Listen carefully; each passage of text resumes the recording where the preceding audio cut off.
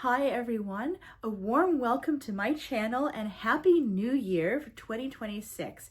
If you're a returning subscriber, welcome back. I just want to say how grateful I am for your support that helps me continue doing what I love. If you're new here, welcome. I'm S. Maxine Fisher, an author, fiber artist, and queer parent of one, working to support my family as a crocheter and small business owner. Today, I'm going to take you along with me to where I am in 2026 on my small business journey and share 10 important insights that I've learned so far from running a small business from home. Some of these insights I've learned from networking with other business owners and others through the very expensive Ivy League School of Hard Knocks, a.k.a. my own experience. So without further ado, let's get into it. Unlike most of my other videos, which are totally unscripted, you're probably going to see me looking down at my iPad just because I took a bunch of notes and I want to make sure that I stay on track. A little bit of quick background. I started my small business 2 years ago, the same year as my son was born. I've been knitting and crocheting all my life, but I started making plushies as a way to have a hobby that was easy to move around the house while caring for a newborn and later an energetic toddler. I now have an Etsy shop and a standalone website that's stocked with lots of plushies and other crochet items like this little guy here, Squeak the Squirrel. As you can tell, this is one of my favorite plushies I've made. He's so little, but he's going to join us for today's video. This is the first plushie I made in 2026. So he's going to wish y'all a happy new year and hopefully stay put on my shoulder while I talk. This might be interesting. If you like my work, you can always check out the link down below to visit my shop and social accounts, but we'll get more into that later. Number one, it's not you, it's the yarn. Invest in top quality supplies from the beginning. I've got to move this guy. When I first started my business, I had $0 in my account and I was very leery about starting a business and putting product out there that may or may not sell, that I was literally making just to take photos of and list on Etsy and hope somebody would buy it. So I scoured the internet to find the most inexpensive and sustainable sources of yarn for my plushies. While I did source some fairly good quality yarn, along the way, I discovered other brands and items that were at a higher price point than I had been comfortable with in the beginning. But once I started purchasing those supplies, I really found that they took my quality up a notch. People were more likely to buy my items. People thought they were cuter. An example would be Squeak here is made out of Premier Parfait Chunky, which I feel is a pretty good middle of the road yarn for crocheting plushies. It's easy to work with and works up quickly. Another of my favorites is Posh Purl by Loops and Threads, which you can find at Michael's. It used to be Big Twist Posh at Joann's. And this just works up so quickly, and it's really worth the extra price point because it helps me to actually cut down on the labor. Likewise, using good quality hooks can really help you to be able to crochet more easily, keep your stitching more consistent, and produce a better quality product. Even though those crochet hooks can be more expensive, they're absolutely worth it in the long run because you're cutting down on labor, you're increasing the quality and visual appeal of your items, and just having an overall better experience as a crocheter than you would if you bought some, no-name brand aluminum hooks and tried crocheting with that. A couple of other items that I would recommend investing into would be having some storage or shelves to put your yarn to that is larger and more capacious than the library you already have. Because trust me, that library will grow over time. And if you don't have the storage, you're going to waste time and energy and maybe even money by losing your yarn in boxes and bags or leaving it where it lies. Number two, ask friends and family for your first sales and Etsy reviews. Establish a reputation for your business and start with people who know your work. That's right, I'm talking about friends, family, and coworkers, people that you have in your life who can vouch for the quality of your work. When I first started off, I really had a hard time making sales on Etsy in particular. I had listed several items over the years, whether that be, I tried making crochet washi scrubbers, I tried making, hand-painted earrings, and I quickly got discouraged because I would spend the money on the listing fees and get no sales. That is because Etsy's algorithm is designed to reward sellers who already have a reputation, who've already made sales, and who are getting consistently good reviews as they're making sales. Basically, the more you sell, provided the quality of your work and customer service is good. That being said, what I ended up doing that helped me to be successful this time around is I started going to friends and showing them things that I was making, discussing what I was doing with my business, and eventually a couple of friends and family members decided to purchase some items for themselves. When they did that, I explained to them what I was doing with my business and how important a good review on Etsy could be to impact my business. Friends and family who already knew what I was doing were really happy not only to purchase from me, but also to go back and write a review for the items they'd bought. That helped to be able to get the first few sales and reviews on my shop. After I had sold a couple of items and gotten 1 or 2 reviews, I started making sales organically through some of the niche items I sell. So you can see my display heads back here. I actually sell handmade hats and kippas, and that was what I started with in my business. A kippa is a Jewish yarmulke, and it's used in sacred spaces. And I had a few designs that I'd come up with myself that I really liked. Took some pictures and put them out on Etsy. But once some people had bought other items from me and posted a review, I started getting 1 sale every other week or so. And that gave me a chance to get started, make an item, ship it out, get a good review, come back, run a sale, make another item, and ship it out. And that's really how my business started. Number 3, you don't need the premium subscription of anything. I don't know who needs to hear this, but you do not need to buy the in-app purchase and the premium plan to use all the tools that are at your disposal. Yes, there is an app for that, but no, you don't necessarily need to pay for it. Let me share an experience I had early on when starting out my business. When I began to make sales, I quickly realized that it would be more efficient to have a central location to input them rather than just saving receipts in an envelope, because I didn't want to be panicking at tax time. So I went around and looked for different apps, and I found a free app. It was called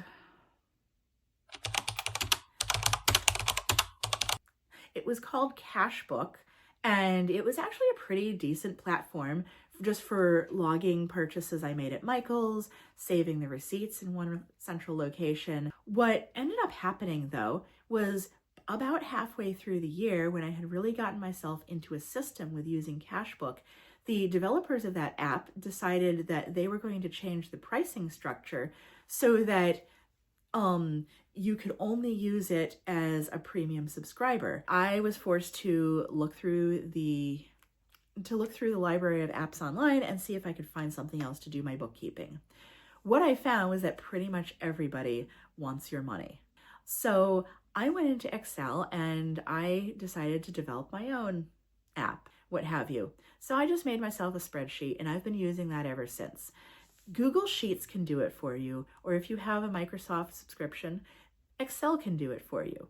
But you can literally go into Google Sheets and do all your own bookkeeping if you know how to use a spreadsheet. And if you're a small business owner, there are classes. If you're in the United States, I know Goodwill has free classes on their website. There's a YouTube tutorial for everything where you can teach yourself pretty quickly how to enter a formula in Excel. That being said, that truth goes for other apps as well. Canva has a lot of good tools and they have a premium subscription, but Canva free version is probably all you need to start out. Square, which is a point of sale app, has a lot of free features that can help you to develop a point of sale, accept credit cards for your basic point of sale fees, which are more than reasonable. And they actually have free web tools where you can create a basic website using their templates, input your own graphics, and create an entirely free website on your own. Oh no, poor Squeak. Okay, Squeak the squirrel keeps falling off my shoulder, so he's gonna chill up here for the rest of this video. A lot of influencers are sponsored by Square, And we'll share with you that they have a tool called Squarespace where you can design all these great drag and drop websites. But what some people don't realize is that Square actually has free web tools that are built into its point of sale and that sync with your item library. They're not very sophisticated, so the website you create is going to be really basic. Case in point, if you're watching this video in real time, you can take a look at my website, which was made using Square's free tools. It's not anything super fancy, but it works for me at this time, and it's offers a platform by which you can create a standalone website to sell items, take orders, receive messages, and other basic functions of running a business.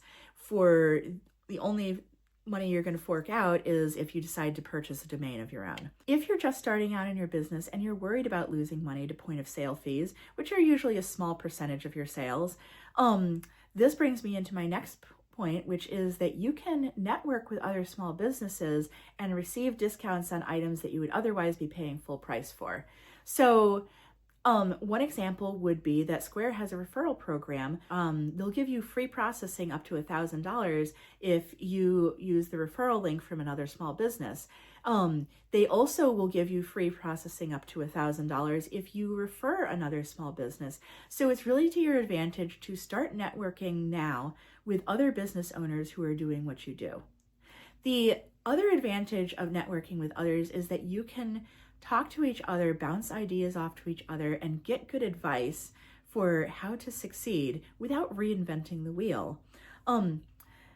It helps to talk to other crocheters in the community, to speak with others at vendor events that you may be at, or even to go online and join a Facebook group of people who are into the same crochet type, amigurimi, granny square, what have you, and are doing some of the same activities that you're doing to try to make sales.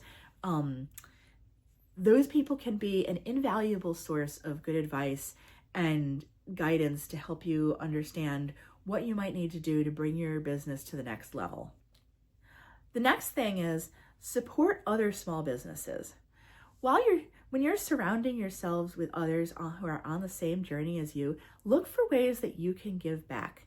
Whether that is tagging others in your social media, or maybe buying items, things like craft tools and supplies from other small businesses who are also trying to make a living. This not only helps them, but helps you to foster good connections that can take you to the next level with your business. Number 6, don't panic buy, plan ahead. One of the mistakes that I've made along the way more than once is not planning ahead when listing items. So for example, I created this mini dragon snuggler that was modeled after my father's dragon, which is an antique book that I loved growing up as a child. The dragon used some really specific primary colors. It had this bright blue with little red feet and golden wings. And right away, I started to get a couple sales on these snugglers that I had designed. When I went to make the first snuggler, what I realized is that I only had a small handful left of the azure color yarn.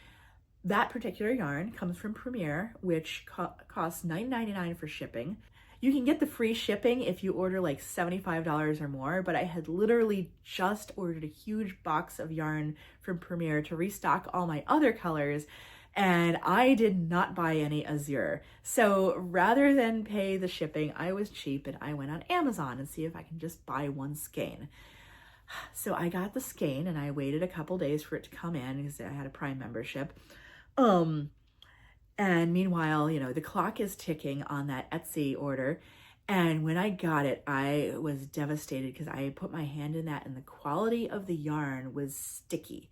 If you've ever gotten a sticky batch of chenille yarn, you know what I'm talking about. So if you kind of buy something sight unseen, there's always the remote chance that you get a bad batch. So I went ahead and requested a return on that yarn and purchased it from another seller. Waited another 2 to 3 days, got the yarn in, and guess what? Yeah, it was sticky because it was the same dye lot as the first yarn I had gotten. By this time, I'm panicking and I actually had to reach out to the buyer and explain to them what was going on and that I needed to return and repurchase the yarn to get a good quality ball. Fortunately, that customer was really understanding, But what that taught me was that always try to make sure that you have the supplies on hand to make the items you're listing. Not only that, I ended up paying double the cost per yard for that yarn than I would have if I had just bought it in that big batch that I bought from Premier when Premier Parfait Chunky was on sale. If I had bought that yarn on sale, I would be able to make a higher profit margin and have less stress and provide better customer service for my customer. So after that, I started taking stock of all the listings I had and going through my yarn library once every other week or so just to make sure that I have everything in stock to make all the products that I sell. If I don't have something in stock, I try to have a backup plan to make sure I know where I can get that yarn quickly and at a reasonable price. A lot of times people have a special request that uses a product that you don't have on stock. For example, I recently made one of my mini mushroom guys and the person requested a special color pink for the cap instead of red. Mostly I make these red or red with, white spots on the cap. But this person wanted a mushroom guy with a mauve cap. Before I answered them, I took a look at what supplies I had and what I had available. And then I did let the customer know that it would take at least a week or two for me just to source that yarn. And because I was honest with them, they were happy to wait. And I was able to get a reasonable price for the yarn instead of panic buying it off Amazon, trying to use one that's available through Prime and ending up paying twice the amount that I would. Number 7, buy patterns. This is also kind of piggybacking on the idea of supporting other small businesses, but support other designers by purchasing patterns. First of all, I know I'm cheap, so why would I recommend purchasing a paid pattern? Well, you've got to look at it like a business owner. Your time is now money. When I buy a PDF pattern, I automatically load that onto my iPad and I can read it right off the screen.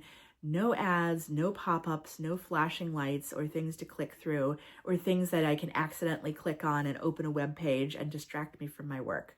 I have full control over that pattern where I can print it, circle stuff and cross stuff out as I'm going, or use my Microsoft OneNote to be able to kind of make notes on what row I'm at. So it helps me to be able to keep track of where I'm at.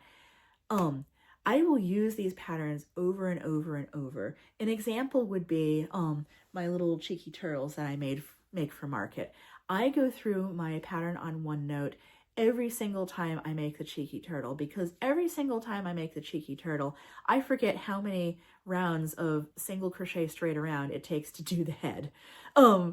So I am always glad that I have that pattern somewhere that's handy to be able to use at a moment's notice. That is not the case with patterns you find on YouTube. You literally have to watch the whole video and listen to somebody explaining how to do a single crochet and what a magic ring is and what their Patreon membership is like in order to get to round 3.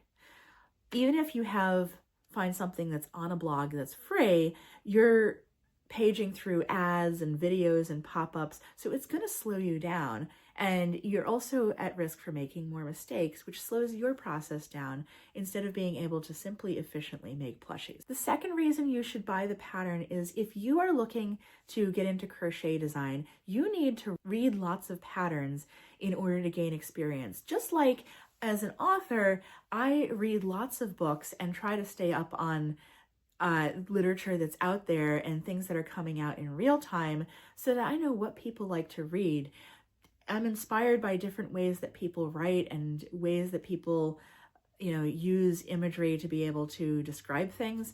The same is true for crochet. You need to know how people are writing patterns, what are conventional ways of doing shaping and increases and decreases and new techniques that can help bring your work to the next level. So I regularly look for advanced and complex patterns like Norbert the Humpback Whale by Mrs. Crowley. I loved crocheting this pattern, not only because it was beautiful and fun to make and the product comes out great, but it also inspired me to be able to fine-tune my technique for when I design patterns with the shaping of the different bobble stitches and kind of how she did the curvature of the back. So like, if you want to be able to take your crochet to the next level, learn from the experts and learn techniques that can help you be able to crochet better, write patterns better, and express yourself in ways that other people can understand. Tip number 7. Learn to take great photos. If you plan to sell online through any kind of venue, you need to learn how to best showcase your work so that other people can see what it is you're offering. The lighting that you put your work in can really make a huge difference between making sales and making no sales. When I first started out, I was not good at photography. I would literally hold something up next to a lamp, snap a photograph of it, look at it 2 weeks later and be like, ew, sales. You want people to be able to see the color, the contours, all the fine features of your item in a single snapshot. That takes practice, and it also takes using some good techniques. A few tips I have for taking great photos. Number 1, make sure that you use natural light.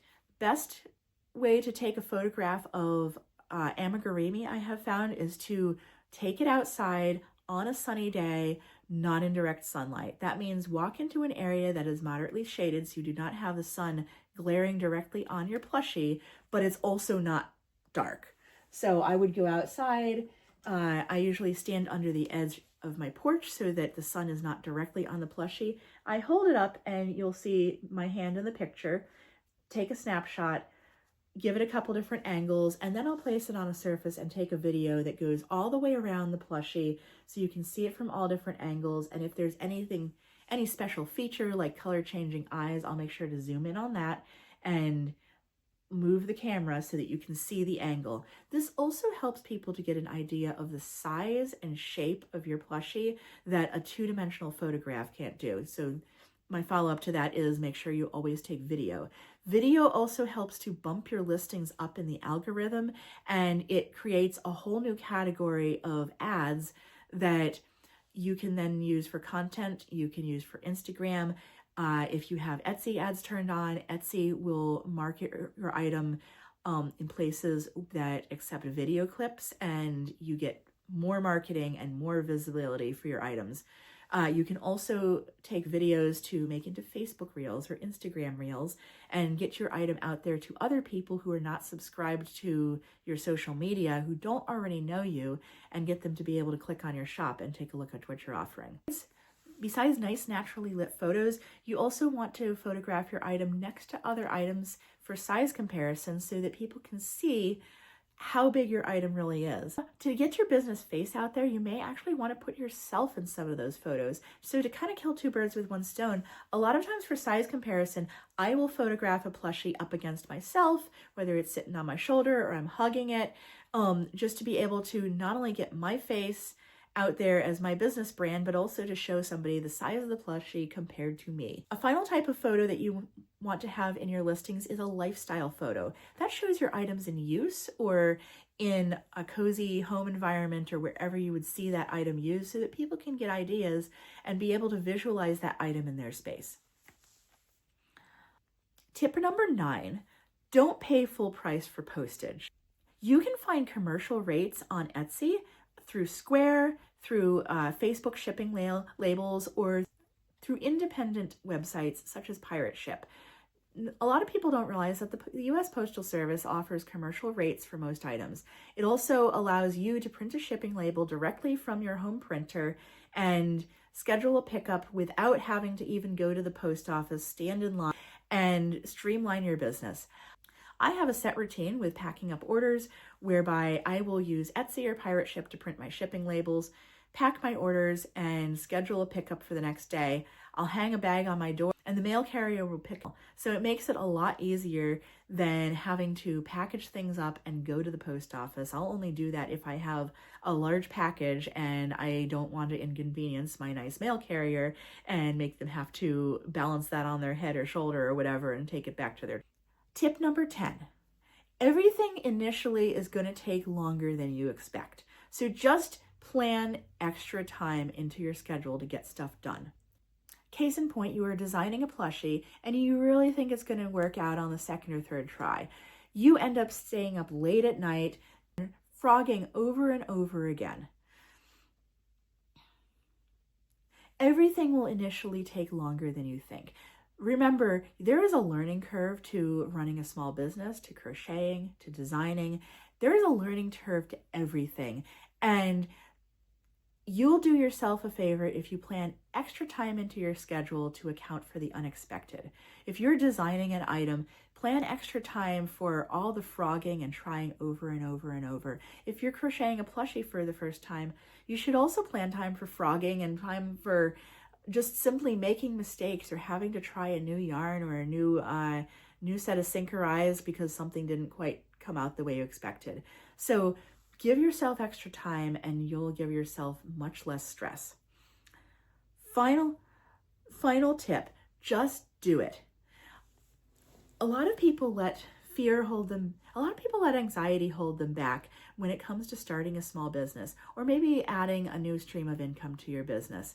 For me, one thing that held me back for the longest time was creating a paid membership for my business. I see a lot of content creators who have a Patreon or are on Buy Me a Coffee or have some other membership where they're providing some sort of benefit in exchange for people subscribing and staying connected to them. For the longest time, I didn't want to do that because I wasn't sure what benefits I wanted to offer, and I wasn't sure if I wanted to commit to something like a monthly pattern or a monthly gift. Finally, in the new year, I thought about it and decided I'm just gonna do it. I now have a subscription set up for my members who want to stay connected. I have tiers for those who don't want a big commitment but do want to stay connected, have early access to my content, first dibs on plushies that they want to adopt, and discounts across my shop. I really try to spoil my members by offering as many benefits as I can. I also have another tier for crocheters who are interested in checking out different types of safety eyes and trying some of the products that I offer. So for the higher tier, you can receive a monthly gift. I will send you one free set of sinker eyes in addition to all the other benefits that are available on the lower tiers. You'll still get free early access to my content, first dibs on adoptable plushies, and discounts that are applicable across my entire shop. So if that's something you're interested in, go ahead and link down below and check it out, or you can just follow me for free on Ko-fi and see what items I'm coming out with. You can also follow my socials like Facebook and get content delivered directly to your feed. So check it out. Once again, thank you for watching. If you're a new subscriber, if you like this video, smash that like and subscribe button so you never miss a video, and I will see you in the next one. As always, have a fabulous day and stay creative. Bye!